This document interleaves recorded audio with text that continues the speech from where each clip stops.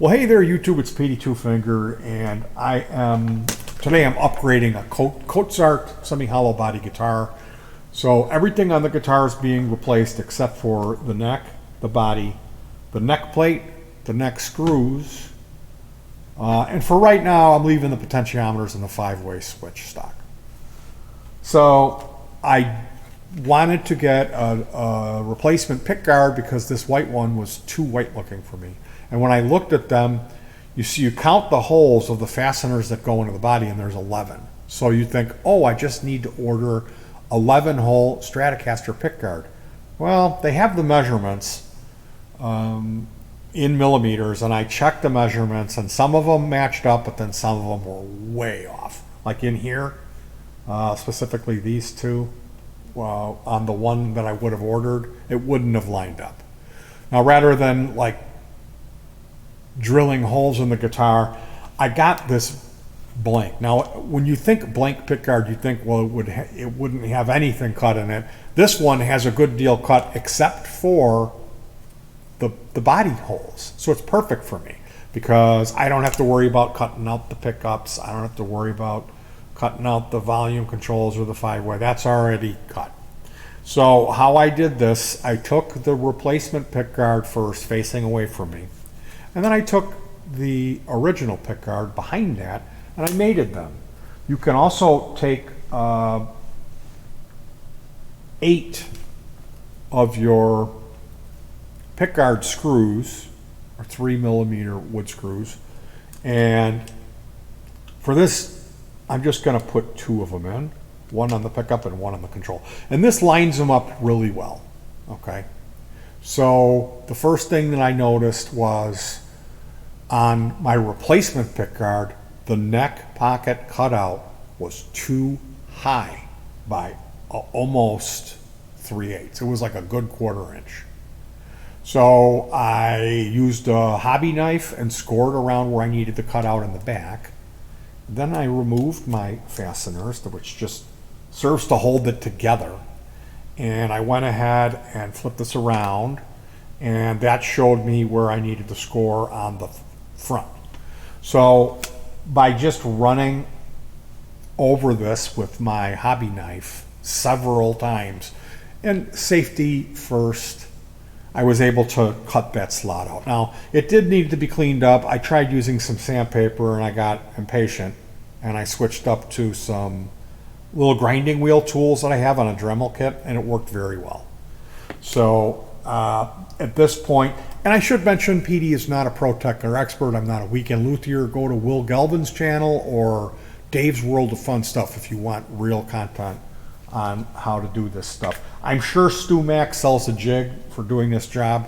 I'm just kind of faking it as I go along.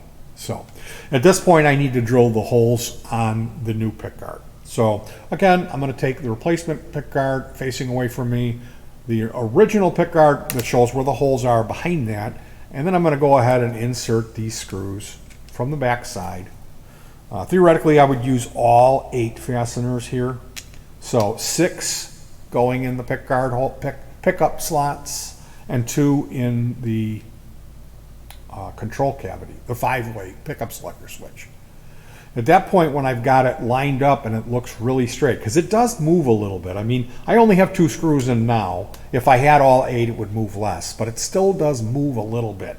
So I would get it straight and then maybe put some masking tape here in the tremolo cavity cutout. Put some masking tape on the neck pocket, on the sides here. Just make sure that where you do hold the tape to keep it from sliding around, you don't cover where one of the holes is that you need to drill. So once I have that all lined up and taped, I'm going to use a pre-drill bit on my Dremel and carefully cut the 11 holes. Then I would take a larger drill bit that's actually the same diameter that I can fit in the old pickguard, and use my Ryobi. Now, if you look at these, the screws are beveled, okay? So they have the head with the slot, and then it kind of comes down at an angle for the business end with the threads. And if you look at the pickguard, these holes are chamfered or beveled. I don't know how you could see this really well, but the holes they're cut like that. They're beveled so the screw will sit in it nice. So I have this. I bought these for $6.50. They just came in not too long ago. I have 4 center bits. I have 2 sets of those. And you can also just use a regular, like a 1/4 inch or larger diameter drill bit to get the same effect. This is the number 8 bit from this set of beveled. And I know you're like, oh, Petey went and bought, he's making a joke about Stu Mac selling a jig to do this job, and here he's buying special tools. Wasted $6.50. Well, I do a lot of like woodworking, like hackish woodworking, where I make little shelves and stands and brackets and stuff here. And I always use something like this to countersink my fasteners. So if you're walking by, it doesn't bite your clothing. So these, I'm going to use these quite a bit. I already have. I love these things. So the idea with this would be, maybe at this point, after I got all 11 holes fully drilled to the right diameter, I would lay this on a hardwood board, and then really careful come in with a lower speed set on the drill, or maybe even use an electric screwdriver or lower. I don't know. I gotta play around with it. I just know I don't want to enlarge the center diameter of the hole. I want to be careful, and I want to remove just enough material to make it look professional. So that's my method for overcoming the fact that I could not find a replacement pickguard that had the proper dimensions. That's how I chose to do it. It's not the right way. I'm not saying I'm smart or good or I'm this big Joe Luthier guitar modifying guy. I'm a complete goof.